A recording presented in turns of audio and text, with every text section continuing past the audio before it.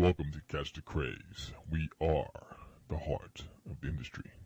I'm so crazy, you so crazy, crazy. Now who's the craziest? I'm so crazy, you so crazy, crazy. Now who's the craziest? I'm so crazy, you so crazy, crazy. Now who's the craziest? I'm so crazy, you so crazy, crazy. Now who's the craziest? Now who's the craziest? Now who's the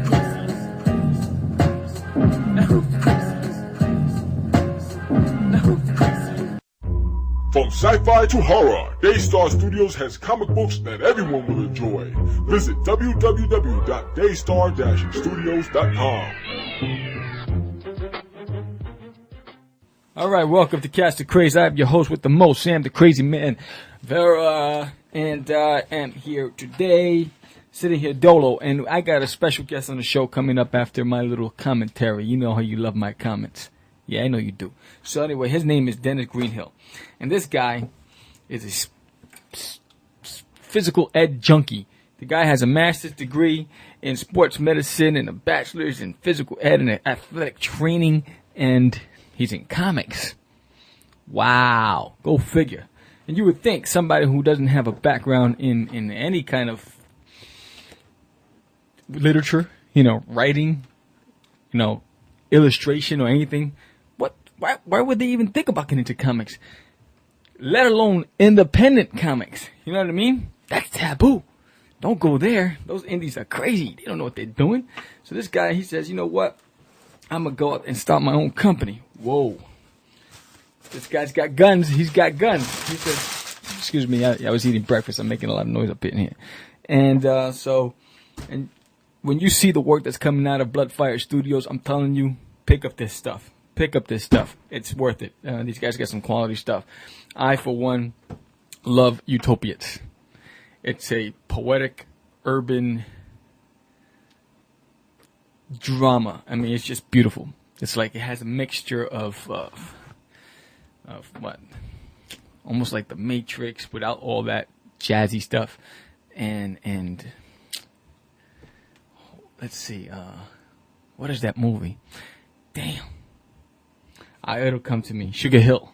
It's like Sugar Hill meets The Matrix meets just crazy stuff, and it's beautiful. I mean, I love the artwork. It's beautiful. It doesn't need any color. Do not put any color to that. It's great. And you have Intergalactic. I'm into sci-fi, and this cat who's the artist on Intergalactic, damn, his stuff is off the hook. So, and when do you hear me preach about some of these cats that I interview? I mean, I'm a big independent supporter, and I like a lot of stuff, but this stuff is just superb. Superbulous. That's the word of the day, folks. Superbulous. Go and freaking figure that one out. So I'm sitting here. I'm going to drink my coffee, and we're going to get into it. What are we going to get into? You're saying, yo, Sam, what's going on? How come you're on this show by yourself? All by myself. I want to be. Anyway, don't worry, Michelle is going to be back. She's I'm going to have a special in-studio guest, not guest, a host, James Rodriguez. He's going to be a filler, from time and time again. He's going to come in and act as a surprise co-host, just like I'm Regis and Kelly. And Michelle will be back. It's just been since I've been back from Pittsburgh. There's a lot of things I had to fix. And some internal restructuring and a whole lot of stuff. And so you might not be hearing some cats that were on the show. All right? But Catch the Craze is still going forward. So Michelle will be back, and she's going to be bringing the Dark Corner with her. And we got some really interesting guests coming down the road. I mean, we're going to have, I'm not even going to tell you, you're going to be like, damn, this show is hot. Feeling hot. So anyway, Free Comic Book Day. What's up with that? When you sit back and think about it, Free Comic Book Day. What's the purpose of Free Comic Book Day? I'm asking you. I'm waiting. Answer me, damn it. What's the purpose of Free Comic Book Day? What, now you don't want to talk? Anyway, Free Comic Book Day is a really good idea. Especially, to get more readers involved in Free Comic Book Day. And I'm going to tell you why. And it works. You know why? Why? Because you're going to die. When? At 10 p.m. We're in the electric chair. Pull it on the underwear and you can see what's under there. Ooh. Anyway, so Free comic book day. I'm at work. I'm chilling. I'm, you know me. I'm a director of operations, and I'm doing my thing at work. And here comes this, selling director, and she says, "Hey, I was out, buying books, and I walked into a comic store, and because they said they were giving out free comics, and so I went up and I picked up a whole stack of free comics, and I thought you might want them." Now here's a woman, mind you, expensive taste, work at a high-end store, never read a comic book in her life, decides to go in there because they said we're giving out free comics. The word free. That word free is so addictive. That word is so alluring. I mean, it's captivating. Anyone and anything on this planet, when they hear the word free, are going to come running. So it's a great way to promote your work. You know what I mean? To promote your company, your endeavor, your product, your title, whatever it is. Because now you're exposing it to an audience who might not have picked up your book. Or, on the flip side of things, people know you exist but never really wanted to pick up your book. So now you offered it to them for free, or one taste. It's like that dealer on the streets. You know what I mean? On 53rd and Jamaica Avenue, 153rd. And you go over there, the dealer's like, "Yo, here, I'm going to give you a hit." And you're like, "Okay, thank you, man." And then you come back, you're like, "Ooh, that tastes good." And you come back and you say, "Yo, hook me up." He goes, "Now you got to pay. You got to pay you money to get the honey, man." And so then you're addicted. So that's basically the purpose of it. So if you are an independent and you want to expose your product to a market that's really not giving you a chance, Free Comic Book Day is an opportunity, but you have to print a lot of units, because I think Diamond specifically wants a certain amount of units in order to be a qualifier for Free Comic Book Day. And I don't know what those units are. I was looking for those numbers on their website. I didn't see it. I don't know if you have to call them directly, but it's a great way. I mean, I have Legion of Superheroes in the 31st century. I didn't really like it. But, that's, DC Comics. And then I have Amazing Spider-Man, all ages. Now, I haven't read it yet. I read the Legion, and I don't know why I did, because it bored the crap out of me. But, the Spider-Man one looks good. Even the quality. I mean, you would think, all right, Free Comic Book Day, you're going to put your best foot forward because you're giving it for free? Hell yeah, you put your best foot forward because you want to get these people to pick up the next book. So you don't want to go half-ass, with a product that you don't know. You know what I'm saying? Here comes John Jacobs, walks into the comic book store. He sees your stuff is free, right? You pick it up, and then he opens it up, and you don't want him to say, "Oh, no wonder it's free. It's half-ass." You don't want that, right? Okay. All right, now we're on the same page. So that's basically what it is.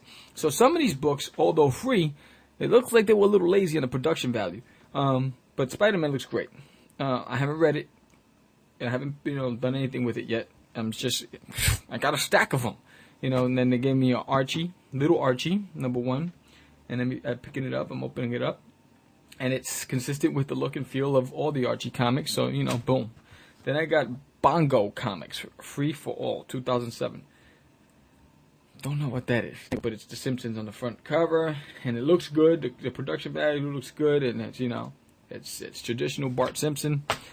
Then you got Battlestar Galactica Season 0. The cover is really good. The paper quality, really good. Bombarded with advertisements. Oh, but it's on the other side of it is a two-sided book. It's The Lone Ranger on one side by Dynamite, and Battlestar Galactica on the other side. You gotta flip it upside down, so you get like maybe 4-page teasers per book, and then a lot of ads. Killing me. So then I have Justice League of America 0. The cover, Michael Turner. That's always a plus. You know what I mean? Plus. And the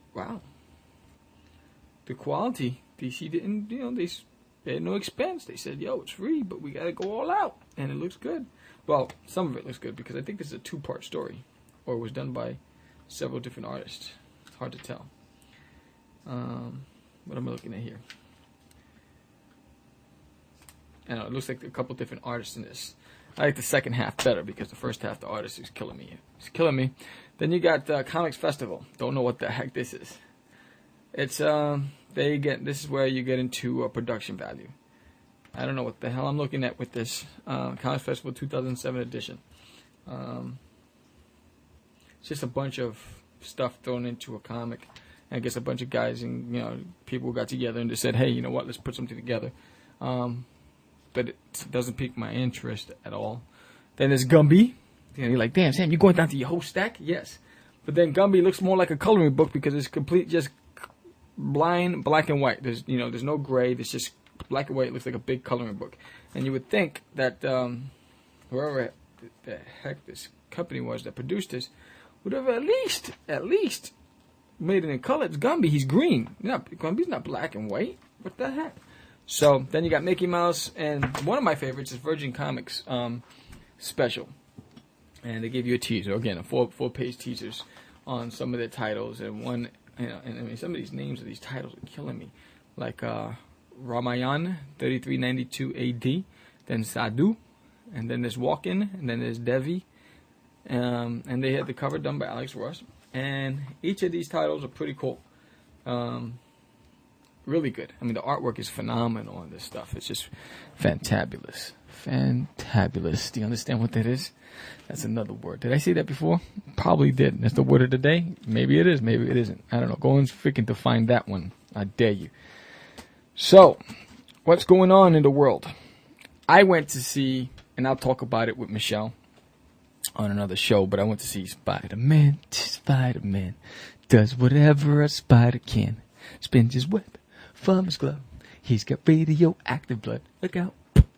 There goes the Spider-Man. And I absolutely loved it. You know what's funny? I was talking to some people at work, and they were pissed off because they said it was a chick flick, and there was not enough Sandman, and the Venom, and blah, blah, blah, blah, blah, blah, blah, blah, blah, blah, blah, blah. Now, I sat through this movie, and I enjoyed the heck out of it. I thought it was traditional, consistent Spider-Man film. Not comic, film. You know what I mean? Because, there's going to be some differences from the comic book because you're not going to be able to capture everything. But the fact is, the gist of it all was great. I mean, it's beautiful. Sandman was just fantastic. I mean, Venom. Oh, yeah, of course. We would all have liked to have seen a lot more Venom.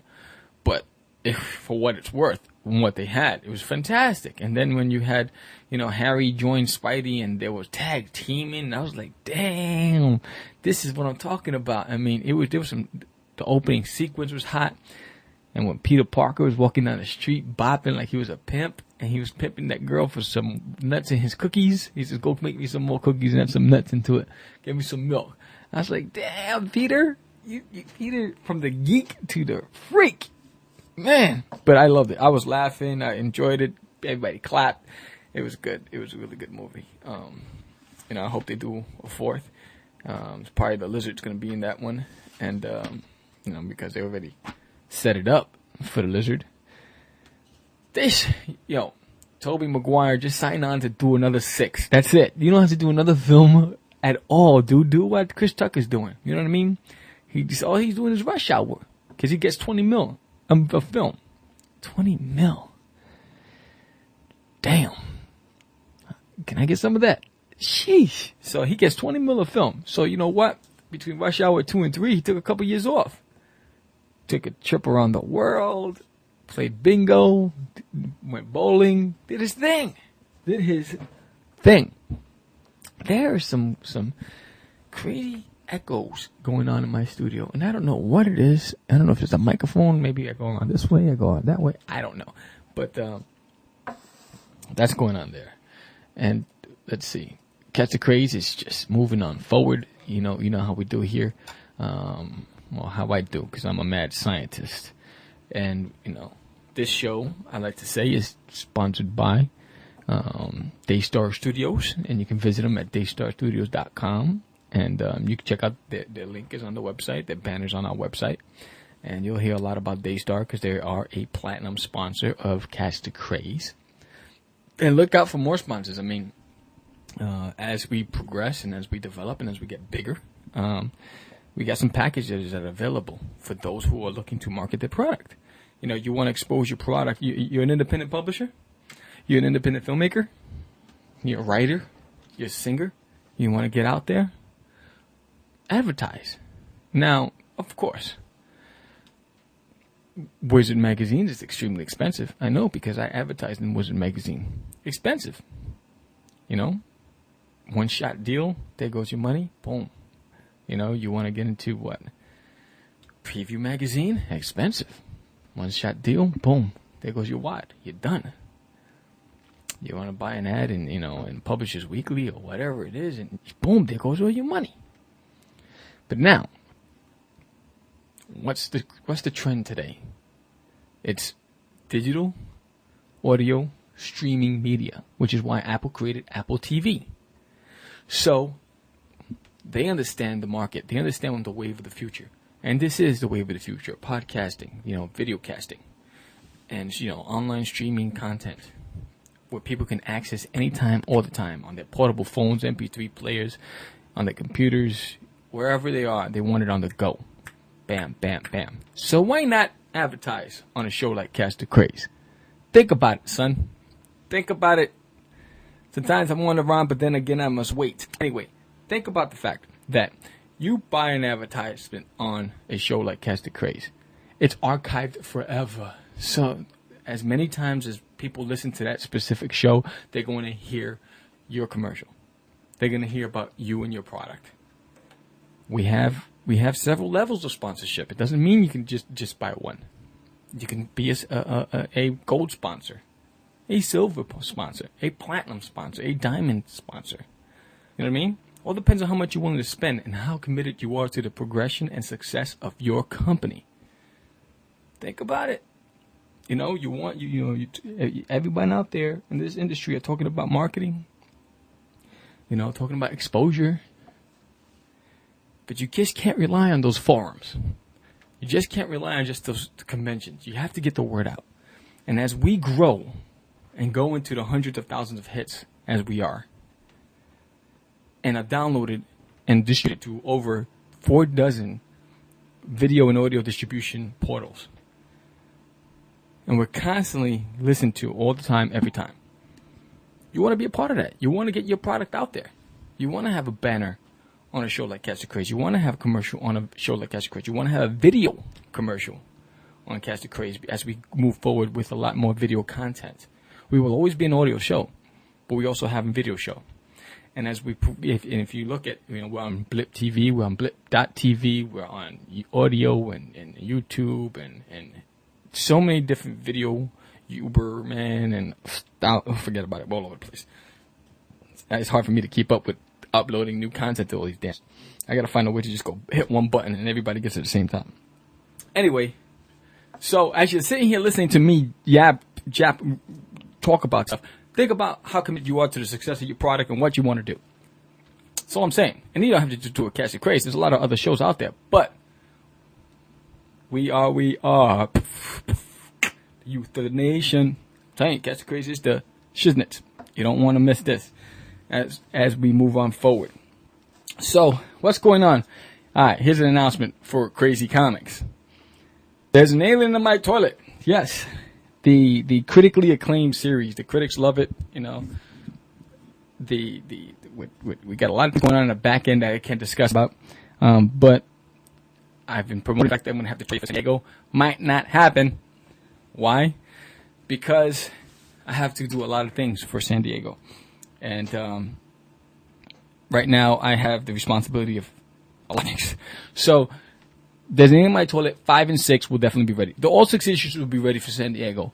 Might be they'll be there as single issues, but the trade paperback will be released this summer. You know, I already purchased my ISBN number and my barcode for trade paperback. So we're gonna release this. You know, we're gonna start promoting it this summer and release it, and then it'll be distributed right in time for the holidays in stores. The trade paperback, and it's gonna be the director's cut. There's a lot of, you know, because I have a lot of guest artists doing some pieces for the trade, and I still haven't gotten all those pieces back, and I'm still coloring. You know, when I put the trade out, I want it to be a real good collector's item. It's gonna be, you know, just like a director's cut and the whole bit. So I'll definitely have issue 5 and 6 if there's anything in my toilet for San Diego. The paperback, I'm going to wait until, you know, I want it done right. So with that said, we'll also have the first in a series of trading cards for Disney in my toilet. Yes, baby. So they're going to be sets of 5, possibly 6. But within every 12th pack, there's going to be an original sketch. free. I mean, well, you know, you got to buy the pack, but within each, every 12th set, there's going to be an original sketch of one of the characters, and done by yours truly. So they're going to be a true collector's item, and each set might not, you know, have the same characters, and you know, there might be a gold character, you know, because the way I've developed it is almost like a game that you can use, and there's like trivia stuff and things like that for the book. So look for that at San Diego. Also look for I did say that I wasn't going to have the t-shirts for San Diego, but I will. I have a whole new design, which is really going to be part of the trade paperback, but that's going to be the symbol on the shirt for San Diego. Limited run of shirts, and possibly only going to have 2 sizes. And so look for that, and because I will be rocking the tables by myself. So this is the sad part of it all. It is a sad part. Yeah, I won't be able to run Cast of Craze when I'm in San Diego, which is a sad thing because I have to promote Crazy Comics and my book. And so that's the challenging aspect of it, because I did want to go out and interview a lot of people, and I did want to go out and get some footage and the whole bit, but I won't be able to because I'm tied up to my table. But for those independents out there that want to get on Cast of Craze or want, you know, provide me with interviews, we can do it the night of, you know, each night after the convention, and you know, we can hang out at a bar and do the interviews. We can do it before, you know, in the convention center when they close the doors to the pedestrians, you know, the consumers, the fans. But I just won't be able to walk around and get the footage that I wanted this year because I will be going out there alone. So that's the problem when you're running 2 different operations. You know what I mean? And you know, unfortunately, things happen and you got to move on. Life's too short to sit down and just dwell on the past. So with that said, I'm going to take a slight break, and when I come back, I'm going to be talking to Dennis of BloodFire Studios, and I'm looking for my mouse here. And we're going to hear all about the stuff that's coming out at that camp, and it's just fantastic. I'm telling you, go check out their site. I'm not blowing smoke up your rear. Check it out. They're on Comic Space. These guys are really good and talented. And I'll be back after this. Peace. Do you like comics? Well, so do we. The Comic Book Novice. Each and every Thursday night at 9 p.m. Eastern Standard Time on 1240 WGBB and AM 1240 WGBB.com. Join comic book creator Mark Torres and his panel as they examine the current state of the comic book industry and interview professionals from the comic book field. That's the Comic Book Novice, every Thursday night at 9 p.m. here on 1240 AM WGBB and AM 1240 WGBB.com.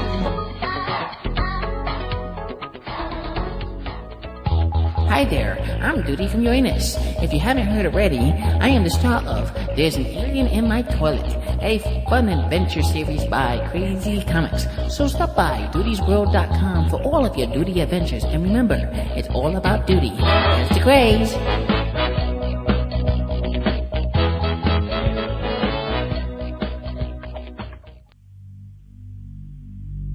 2 years after Duty's first trip to Earth. Location, Laboria. Haven to smugglers, heroes, and others. It was amazing. I mean, they unleashed an entire arsenal at me. A futile attempt. You don't say. There was a lone soldier. A soldier? Wow. Mr. Gorf, I understand you may be a hero in some sectors. Need I remind you, you are in the company of a superior intellect and should never disrupt one while in the midst of a statement. You are correct. I apologize. Please, continue. Where was I? Oh, yes. There was a lone soldier, outnumbered and surrounded. They came from the air, the sea, the land! To find out what happens next in... Hi, I'm Duty from Uranus. Visit crazycomics.com for all of your duty adventures.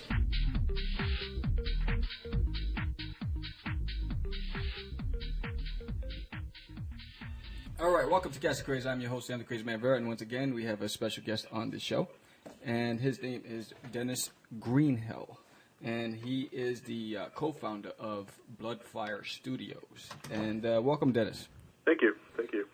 So, before we get into the present, I want to get into the past, and let's give the audience an insight as to who you are and what you've done. Okay.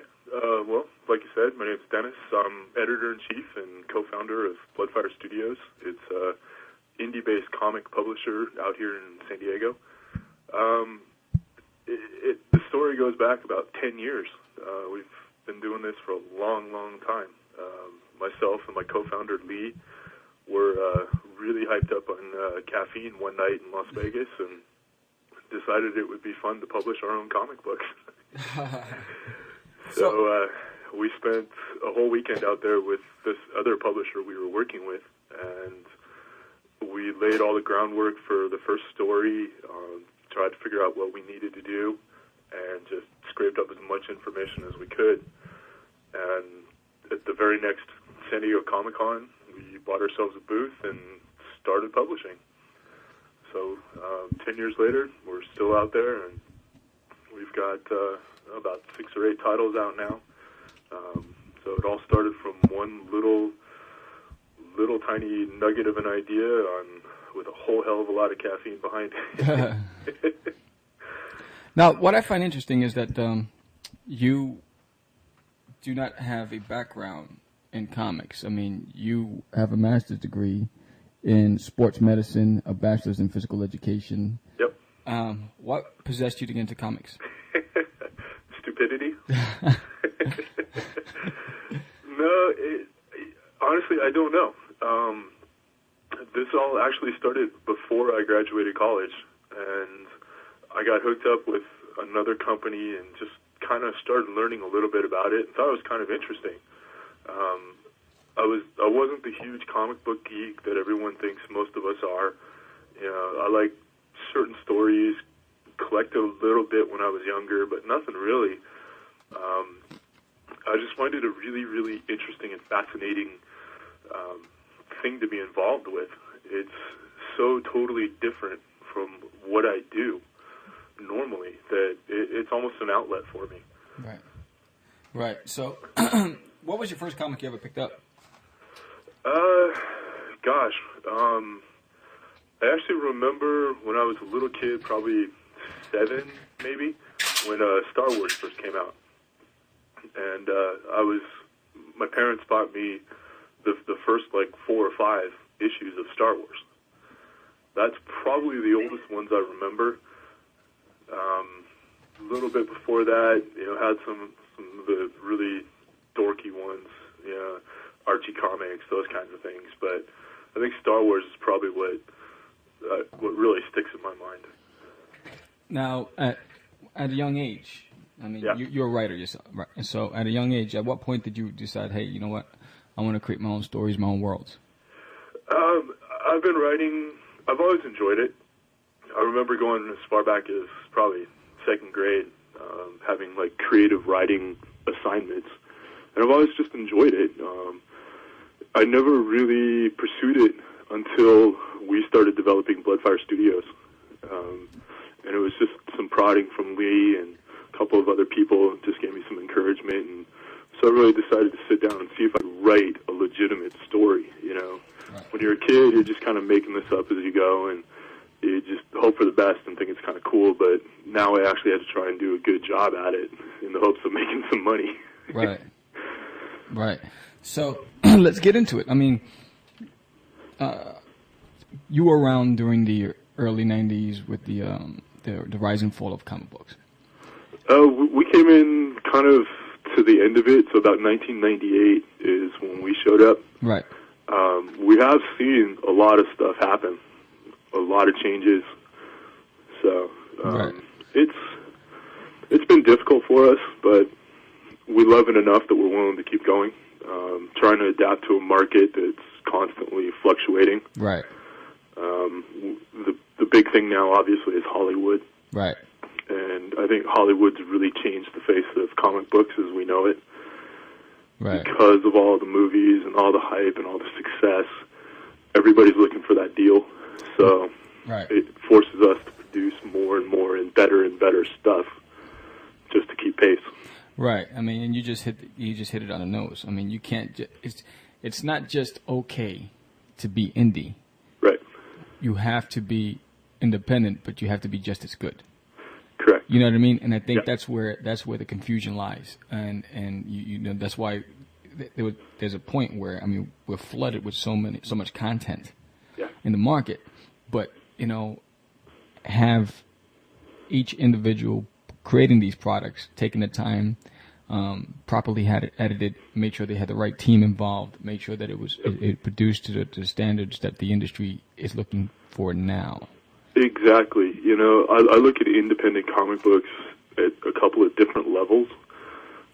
You've got the guys that do that. They hit the Xerox machine and say, hey, I can do this, no big deal. Two of them throw something together. You know, you sell maybe 50 copies and you're ecstatic. And then you start looking at the bigger guys like Slave Labor Graphics, Right. for example. You know, I still consider them an independent, but they're huge. Right. And that's who we like to compare ourselves to, Okay. without really saying we are these guys. Right. But that's the level that we want to be at. So we go out of our way to find the best printers. We find the best artists. We try and find the best stories that we possibly can. Produce it exactly as if we were Marvel or DC. Right. Same quality of paper, everything. And go through the same channels they do. But still maintain that indie feel as far as our storylines aren't superheroes. Right. So, Right. I mean, you've taken on a major task, not just being a writer, but you're also a publisher. yes. Now, how does that work for you? Because you take on creative-owned projects, and you bring on creative teams to work on projects. And so now, how do you balance that? It's really difficult. I spend more time dealing with the business than I do the creative side. Right. As far as I don't write as much as I should. Right. It's a never-ending beast that you just got to constantly feed.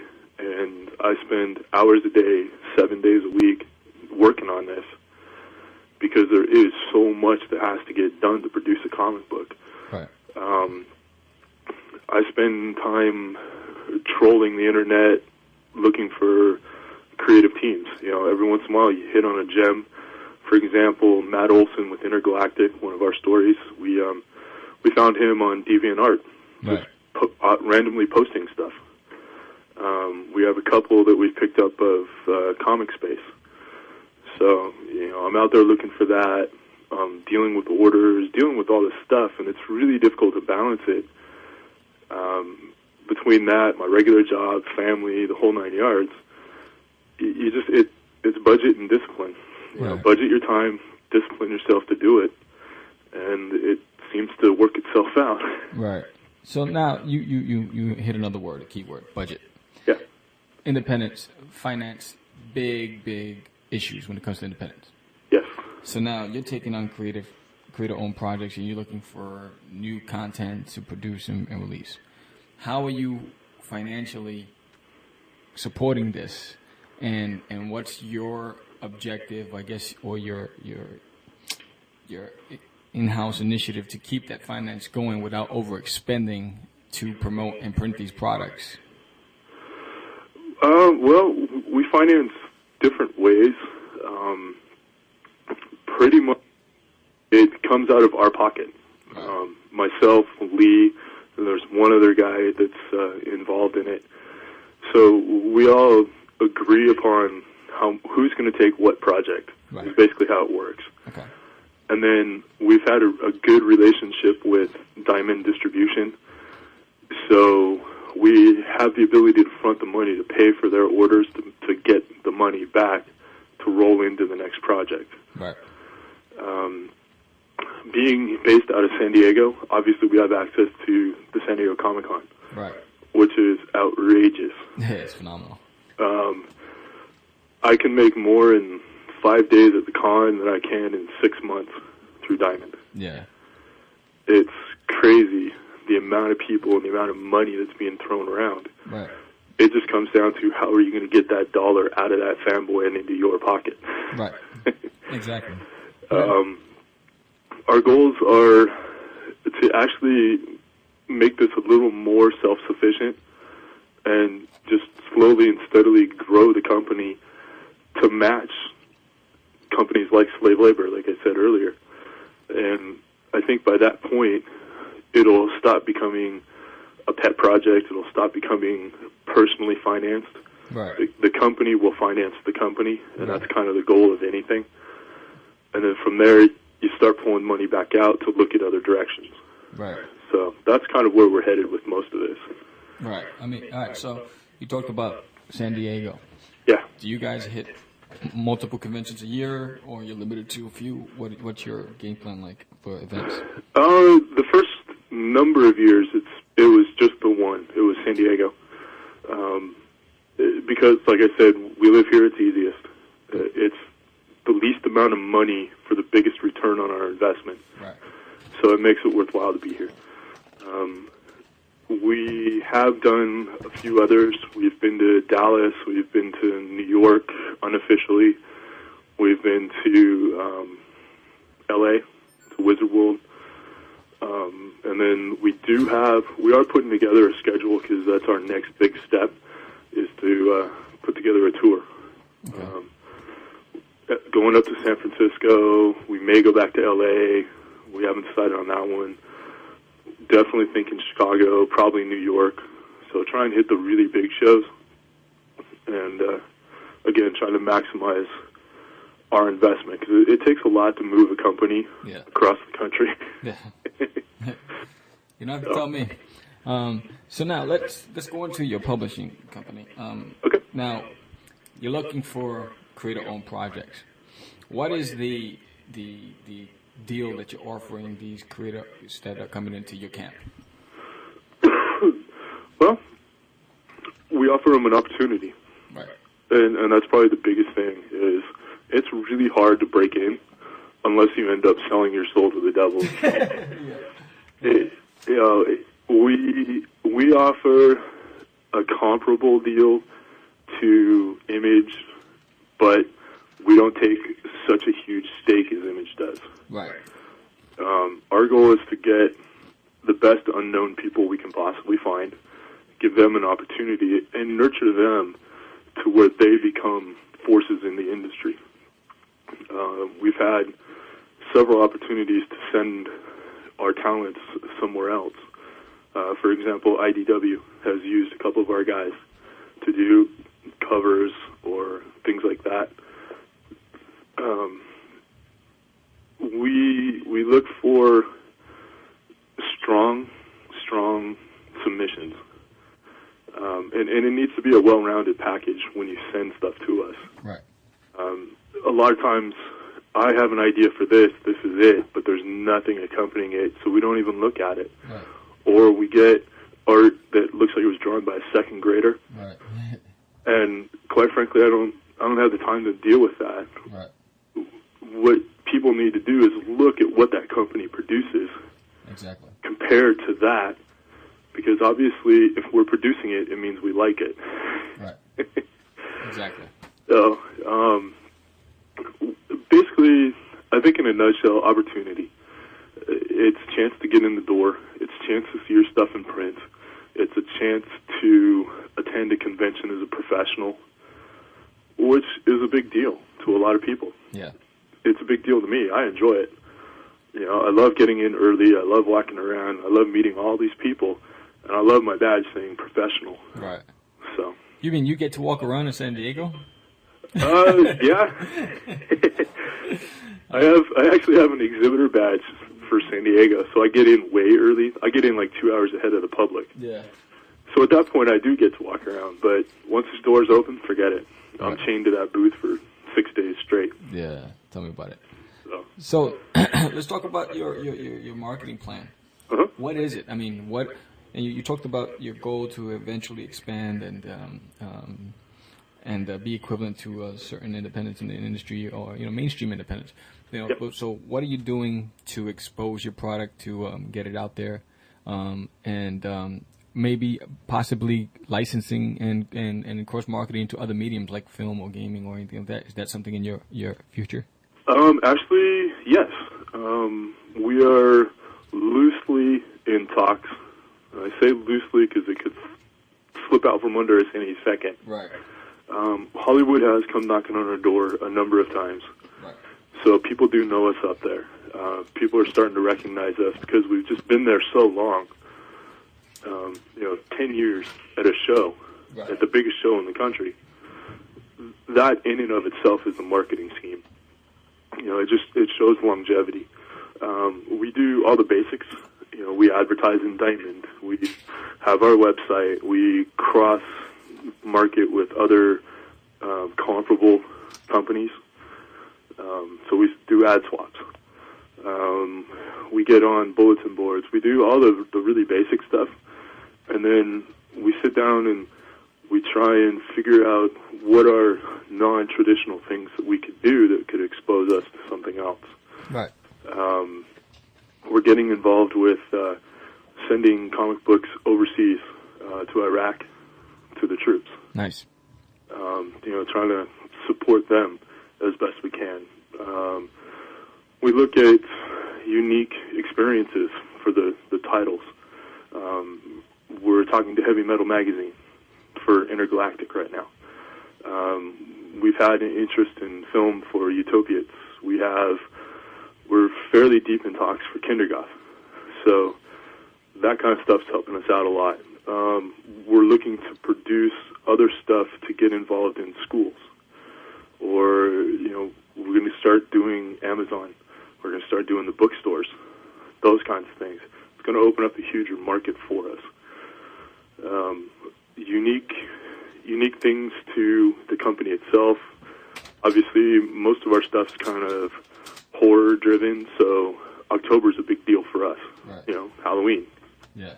So we look to get involved in parties, Halloween parties, things like that, just to get our name out there, and then people start associating that with good comic books, and it brings in more people. So that's, we attack this a bunch of different ways. Right. Right. So now, listening to you talk, and I know you co-founded the company, who else takes on the burden of a lot of the research and marketing and promotion? Is it just you? A lot of stuff comes from me. Right. It's just business stuff. I have a couple people I rely on that are business people. So I bounce ideas off of them, just kind of nondescript ideas. Right. I pull in from a lot of different resources. An interesting aspect of doing comic books is everybody thinks it's kind of cool. Yeah. as geeky as comic books are, everybody kind of thinks it's interesting. Yes. So at that point, I meet a lot of really different people, and that helps out a lot. Lee is the art director. He had a background in comic books prior to us starting. Right. So I kind of rely on him a little bit. We've made friends with retailers, and we spend a lot of time talking to them, asking them things like, what would they like to see from us? What is going to help us help them, sort of thing. So I spend most of my time dealing with the business, but I call on a lot of people to help it out. And that's really how any company is going to succeed, is you can't just lock into one thing and think your way is the best way. Right. You really need to see what's going on around you and try and get as much information from as many people as you can to help you and shape that direction. Right. Right. So let's get into your projects. Okay. I was looking at Utopiates and I was looking at Intergalactic. I mean, and that two totally different styles, two totally different concepts, but both one visually appealing. I mean, just beautifully done. And I don't say that much, but then when I looked at your package, I thought it was from a mainstream independent or even Marvel standards. And the Utopiates, to me, flowed like a poem. Yeah. It was like a melodical movie. I mean, it was just flowing, and just the way the writer had portrayed the story and what was going on, it just you got caught up in that world. Yes. You know what I mean? And I loved the way it was rendered. It was just beautiful. Let's talk about why you decided on that project. I personally backed that project. They submitted actually 2 different ones to us, and I hit on Utopiates more than the other one personally, for a lot of the same reasons. It was so striking to me that I felt it was worth it for me to put myself into this and get a hold of it and do what I could to publish it. I thought it was very important to see this out there in the industry. Right. That's pretty much the way you describe it. That's what we look for. It's got to be something very striking. The way I always thought of it is the cover pulls the person in, the art makes them pick up the book, the story makes them come back. Right. So it has to be a whole package. And Utopiates, Josh and Kat, amazing talent, absolutely hit it out of the ballpark with that concept. Right. You know, the covers are very interesting. They're different. Yeah. They're designed differently. The colors are vibrant. But you open it up, and all of a sudden it's just stark black and white. It's almost harsh, but it's attractive in a weird sort of way. Yes, yes. And they've created something that allows them to just do infinite stories. You know, because of the storyline being about the ability to inject personalities into the body and become somebody else. Right. Just by that concept alone, you've introduced thousands of stories. So there's longevity to it that's amazing.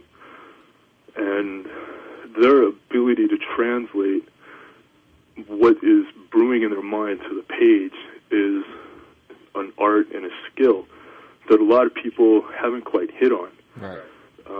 And then, you know, we do our best to produce it in such a way that allows it to shine through. Right.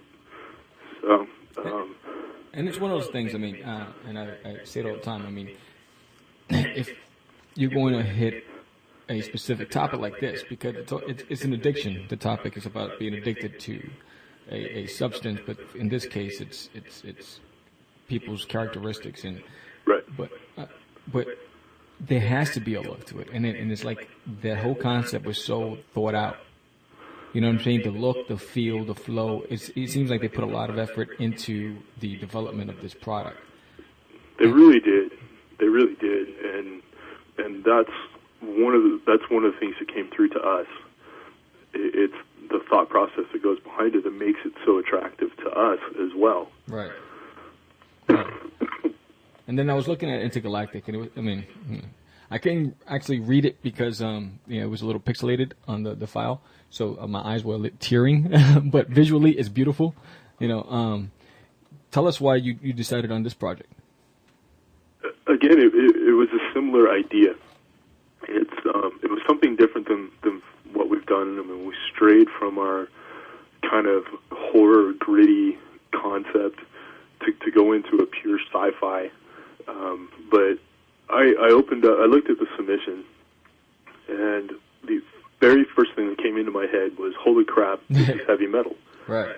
That's the only thing that's stuck in my head this whole time is Heavy Metal Magazine. Right. The way Matt did it, the storyline is great, the concept is great, but his art and his colors, I don't even have a word to describe how good it really was. Right. And basically Lee sent me this link and said, look at this is what we are getting. And I looked at it and sent it back, okay. Yeah, I mean, when I looked at it, I'm a big... It was a no-brainer. Yeah, I mean, I looked at it, I'm a big Star Wars fan, you know, and I pick up all the Star Wars by Dark Horse. And I can see this guy doing a Star Wars book. You know what I'm saying? I mean, it's just beautiful, you know, and I was like, wow, this is an independent, you know, like, this guy's really good. And the quality, and that's, kudos to you. You really have an eye for talent. And that's a plus in this industry of making sure that you have the right teams in place, so that way, you know, your company has a better chance at longevity. Yep. And we have been extremely lucky with the people we have picked out. You know, for every one person we take, we may get 50. Yeah. And, you know, some of them are good, some of them have decent ideas, but they really aren't up to, when you compare them against Utopia, to compare them against Intergalactic. Right. Vampirates, which is another story that we do, was done by Jeremy Cox. He's a 5-time Eisner nominee for coloring. Nice. So those are the people you have to compare against. And we've been extremely lucky, and Matt was just an amazing find. And, you know, you're lucky if you find one. We found 5. Right. And I have no idea how we do it, but we do it. Now, do you ever worry about losing these people to the mainstream cats? Yes and no. Yes, I do, because there's always an opportunity for someone to come along and snatch them. No, because part of their contract is I still get a piece of it wherever it ends up, and we bring in people that personality-wise mesh really well with us, so they seem to be extremely appreciative to what we've done for them, and so it develops a sense of loyalty. They recognize the potential of the company. We recognize the potential of the talent. Collectively, it's a win-win for everybody. And I always encourage people, any of my talent, to, if somebody offers you another deal, as far as doing covers for a different book, or they want you to do some pencils for such and such a book, absolutely take it. You know, I'm not here to hold you back. I'm here to make you famous. Mm-hmm. So now, is there a clause where you as the publisher of these products, you can continue to release these products if these individuals decide to walk? We have provisions if things go awry. There's ways of working it out. Right. We maintain a partial right to the comic book itself, to the story. So if we sell something to Hollywood, the company gets a little piece of it. Right. Because we do put a lot of effort into this, and we do lay out a lot of money. So it's just a little incentive for us. Right. If personalities blow up, then we have other ways of dealing with things. But like I said, you know, I'm not going to discourage anybody. Right. You know, it's not my place to say, no, you can't go do that. Right. I just ask that you give me as fair treatment as I'm trying to give you. Exactly. And we've had really good luck with that. Nice. So. Nice. So now, when you first send your products to Diamond, you know, what was your, you know, were you concerned that you weren't going to be picked up? Did you have reservations? And when you did get picked up, you know, what was your initial order that you anticipated, and was it different from what you expected? Well, the first thing we ever sent to them was Kindergoth. Right. And I've been a huge fan of that one as well. Lee has been a little harder on himself because Lee actually created that story. So I knew it was going to do great, and I still have that feeling that it's going to do great. Diamond, Diamond's a beast that just wants to eat your soul. Yeah. But you know you have to do it because this is how you get in touch with the broader market. Right. I am always concerned anytime I send anything to him. So not all of our stories have been solicited to Diamond because I was hesitant to do one of the stories. So we pick and choose what goes through. We're now to a point where we're bringing on stories that we think Diamond will take. And that's another aspect of when we look at something. Right. When I got the email back saying you guys are in, I was ecstatic. It's such a great feeling to know that more people are going to see it, that your name's going to get out there, that there's people that make or break a company are willing to help you out by taking these books. Right. I had no doubt about Intergalactic. I had no doubt about Utopiates. Utopiates was actually a staff pick on the first issue, which is huge. So we anticipated decent sales, maybe 1,000 copies on the initial order. Right. Kindergoth #1 did 1,700, Nice. so we were way above where we were. Right. Utopiates kind of hit its mark. It was a little bit lower than I'd hoped. Intergalactic, a little bit lower than I'd hoped. But it just means we regroup. We figure out how to market it differently. Right. And hopefully those orders will come up on the next issue. Utopiates did what it was supposed to do. Most of our sales come from direct sales. Right. So what didn't happen with Diamond will make up in direct sales. So it kind of evens itself out. It balances out. I'm always paranoid that somebody's going to drop it, that Diamond's going to say no, and that's always the biggest fear that anybody has. Right. But it's, like I said, it's a wonderful feeling, and knowing that people are buying it, when I see the reorders come in, it's awesome. Right. And it means we're doing something right, and we're heading in the correct direction. Right. So, are you a monthly, how do you guys release your titles? We've done both. We've done monthly, and we've done every other month. There's good and bad for both. Bi-monthly, every other month, gives us time to get the orders back, get the money shifted around, make sure the books are done and ready to go to press. So it gives us a lot of time, but because of Diamond and the leeway that they need, when you solicit a book, it shows up 2 months later. Right. So a January previews ships in March. So having it every other month, you would go January and March previews. So as one book's in previews, the other one's shipping at the same time. Right. But, do people lose interest in that month in between? It's kind of out of sight, out of mind. Right. Going every month, the benefit obviously is that you hit them every single month.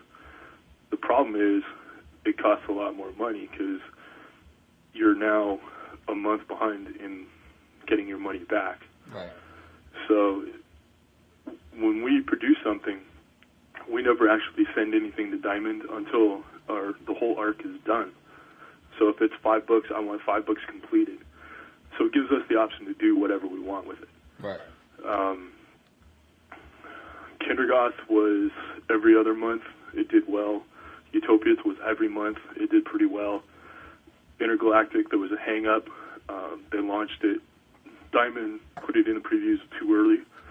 So we missed a month, then we skipped a month, and then we did 2 months right in a row. So we've seen everything. Personally, I like every other month just because it makes it easier on me. However, for the benefit of the fan, I think monthly is the best bet. Right. Now, you plan on going to trade? Yeah. Okay. Absolutely. Everything, all of our books are geared for trades. Now, you purchased an ISBN number and barcode?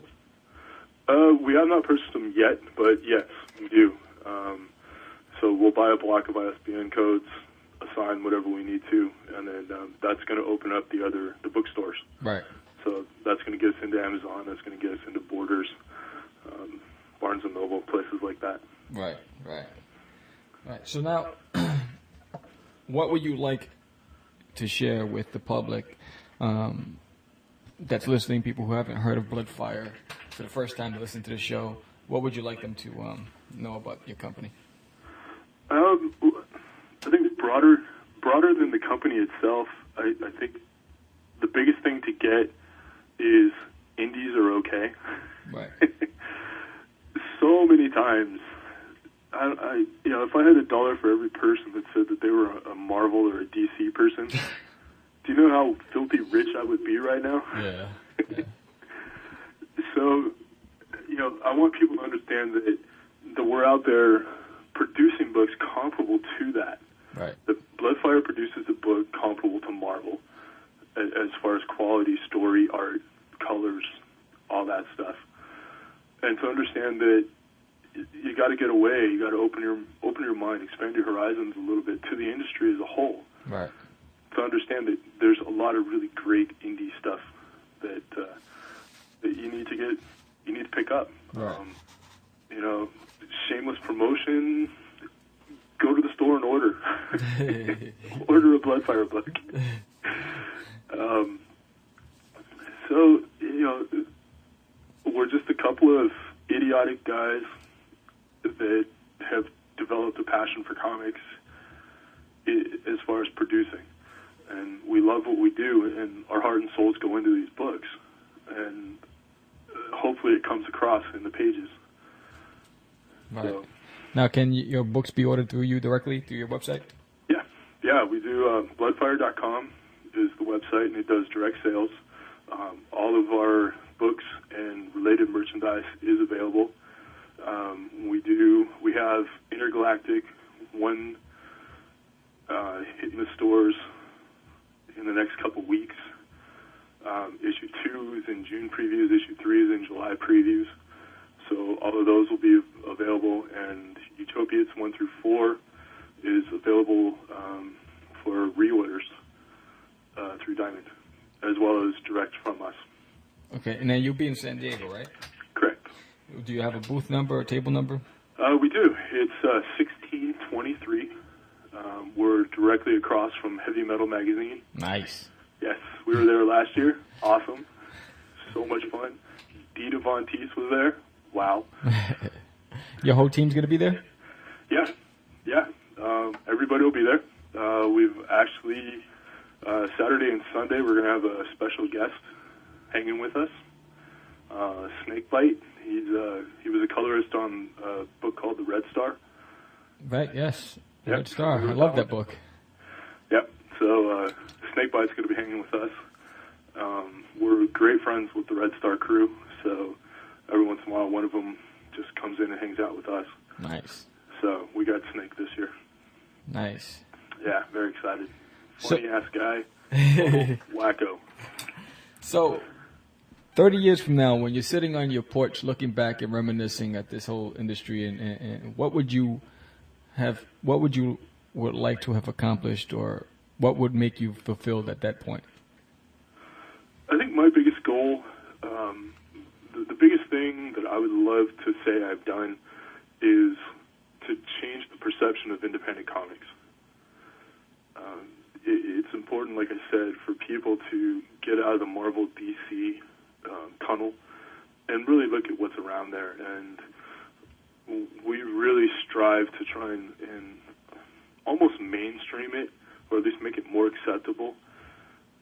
Open up the stores to make them more receptible. And that's really what I'd like to see.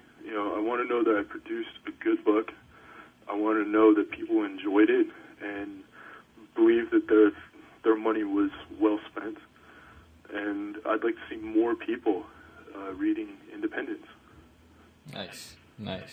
Any final statements you want to share with the audience? Yeah, Starbucks is way too overpriced.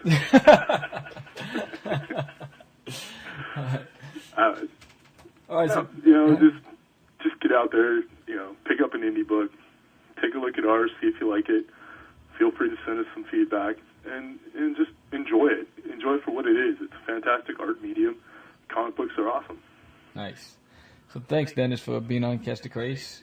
And, You're welcome. Thanks for having me. No problem, and we'll see you in San Diego because we'll be out there as well. Great. And good luck to your stuff, and can't wait to see any cross marketing or licensing coming from this. Well, thank you. We're keeping our fingers crossed. Man, this sucks. I've been to every publishing company on the floor, and no one has even given my stuff a look. I knew that getting published was going to be tough, man, but this is just killer. No one will publish me unless I've already been published.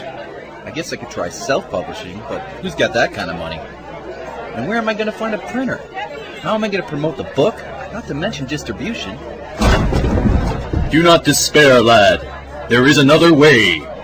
Who are you? I am Commander Cag, and I am here to lead you into the light. You don't have to feel alone and adrift anymore. There are many others just like you, who have found their way out of the darkness. Let me show you something. Wow, it's beautiful. What is this place? A place where writers, artists, and animators, filmmakers, and like-minded souls can congregate freely and exchange ideas among equals. Man, this is unbelievable. Everybody working together for the creative good of all? Commander, tell me how I can become part of all this. Well, you can go to the Comic Book Artists Guild website at www.comicartguild.com. Thanks a lot, Commander. All right, so we're back. What do you think about that interview? Come on, tell me. Be honest. Be honest. You thought it was cool, right? I'm telling you, these guys got good. They're good. They have a good head on their shoulders. This guy, Dennis, he has the right attitude, right plan. I see some big things happening for them. So check out this site, BloodFireStudios.com. And what's going down the road? What kind of guests are we going to have? Well, I'm working on some big major guests, and we'll see how that goes out. And it's timing. Everything's timing. Everything's scheduling. Do you know how many times I had to reschedule with certain people? It drives me nuts because I'm a busy man. I have to get Catch the Craze going. I have to get Crazy Comics going. I have to work on my books. I do all the marketing, the promoting, everything. You hear me talk about it all the time. This is where I basically vent, and I let you guys listen to me, and like the violins come out, and I start drinking my bottled wine and getting all sad and. But anyway. So when a guest cancels, it's just extremely frustrating and especially when it's last minute, because sometimes I have a backup and sometimes I don't. You know what I mean? And when I don't, I have to come up with fillers fast. I'd be like, okay, I need a show like right now, and so I have to come up with this stuff, and it's crazy. So, and it takes me off my game plan because I take the time to put a calendar together, and I say, all right, pick a date, homeboy, pick a date that works for you, and we'll do it.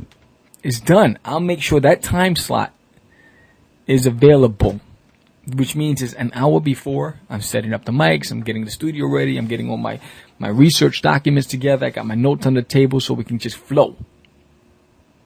Then, bam, I get a text or I get an email. I'm like, oh, can we reschedule? I've been rescheduling with some dudes for like months, and I'm trying to be flexible, but dude, there's only so much I can bend. You know what I mean? And I'm not a gymnast, so that becomes challenging, when you're trying to schedule people. Because at the same time, I'm like, all right, when I have these dates separated to do interviews, and to work, because when we're doing the audio interviews, that's just one part of the show. Because then there's the commentary, which is another part of the show. But that's that show. That's not the video show. That's not the comic book show. That's not, the Dark Corner. That's not the gaming. That's not the, what I'm saying? That's for that. But then I have to set aside time for the drawing aspect, getting Disneyland My Toilet done. You know what I mean? So the conflict there it's really challenging. And talk about multitasking.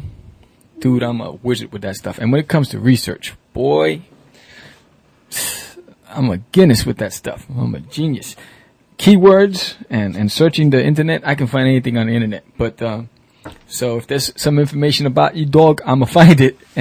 But those are the challenging aspects. But we got some really great stuff. Michelle's bringing some great ideas to the show. Unfortunately, Jonathan Syfax is on an extended vacation. Don't know if he'll be coming back. He left his email on the forum. If you want to ask him any questions, it's up to you. But right now, the Psycho Syfax is on hiatus. And creative differences. You know what I mean? So, but we got some really good things happening, and we got some other stuff coming down the road with Catch the Craze. And it sucks because, that theme song for Booked with John was so damn funny. I was ready to create a music video for that. Books. You got to read these books. And if you haven't seen that first episode of Books with John, the video, you got to see it because that thing is hilarious. I got a lot of books. Read my books. And what else is going on? I got some crazy stuff in the works. The actual Catch the Craze TV show, which will be a constant. And that's right now we're just working on all the episodes and the content, and that's going to be coming down very soon. And a 1-800 number, look out for that. So all you listeners out there will be able to call in the day of recording, and we can get you on the air, get your opinion. And please keep it PG. I know there's some haters out there that are listening to the show that say, "Oh, now I got you. I'm going to rip you on the air." I'll just hang up the phone. All right? Don't do it to yourself. You know what I mean? You want to say creatively, "You suck," fine. I'll put it on the air. I got nothing to hide. But if you want to say some crazy stuff that'll make me want to go through that phone and choke you, don't do it. This is a friendly show, all right? So let's keep it real, let's keep it friendly, let's keep it moving. You know? Keep it moving, let's make it happen. So we're gonna have that 1-800 number coming down very soon. Waiting for the damn post office to call me and say, "Mr. Vera, we have your P.O. box. You've been approved." That's take forever. How many people need a P.O. box? Damn. Anyway, I'm still waiting for that. I applied a couple weeks ago. I'm still waiting on that. So look for that. And look for some major contests for your independent publishers out there. Yeah. Opportunity knocking at your door. Check out. Listen to the show because it's a really great contest we're going to be running at Catch the Craze, and an opportunity to see your stuff published. What? No, you didn't hear wrong. That's right. P-U-B-lish. Spell it. P-U-B-lish. Yeah, publish. So it's an opportunity for you cats out there. Expose your product. We're doing some great things here, and we're having contests and giving away 3 months of exposure, free exposure, which means banner advertisements, commercials on our newsletters, on our forums, the whole bit. 3 months of free advertisements. Some contests coming down the road. You don't want to miss this. And if you're listening to this and you know your boys down the block haven't heard this show, tell them to start listening to it because we're going to be announcing it here, only here. Right. That's right. So, I am going to go drink my coffee. I got to go and do my video show now. So I'm going to leave you. I got to do my next episode of the comic show. And thank you for being such loyal supporters of Catch the Craze through all the trials and tribulations. You've heard me. You grew up with me. You've been there with me since the beginning. You heard me cry on the air. You've heard me laugh on the air. You heard me been pissed off.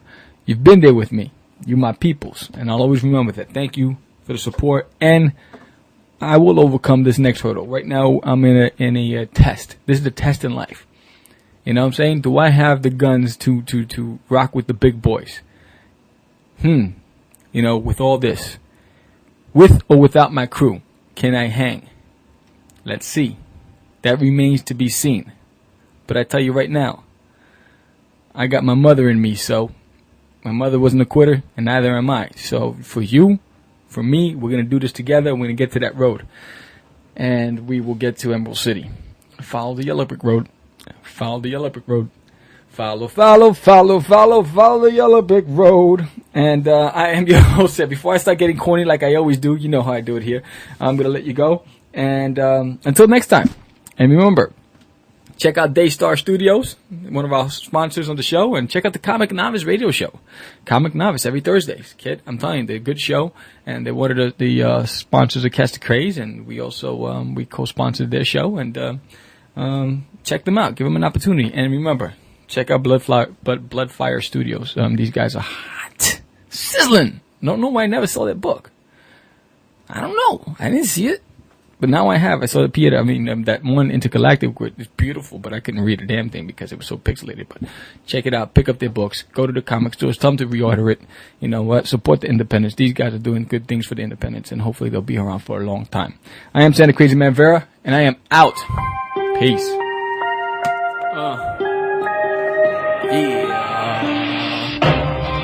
Catch the Craze in the house. No doubt. So check the flow, cause you know I got soul. The neighbors catch the Craze, baby. So act like you know what's called Catch the Craze. Catch the Craze. The one originator, the crazy creator. Giving you a fever with my boy Dreamer Medina. Weekly all the time with the newest and the best. Independence from the north, the south, east, and west. You got the SSS and the devils that are silent. Kiss me comics, cause it ain't all about violence. Neat stuff collects in the brothers, the Dables. Crazy comics in the house are willing and able. The underground sounds from hip hop to rock. Jamming on the saxophone is my boy Philip Clark. Cause keeps it going, cause you know I got to flow. The name is Uncle Sam, act like you know, act like you know. Catch the craze, catch the craze. Yeah. I'm bugging now, baby. Catch the craze. Spread the word, have you heard?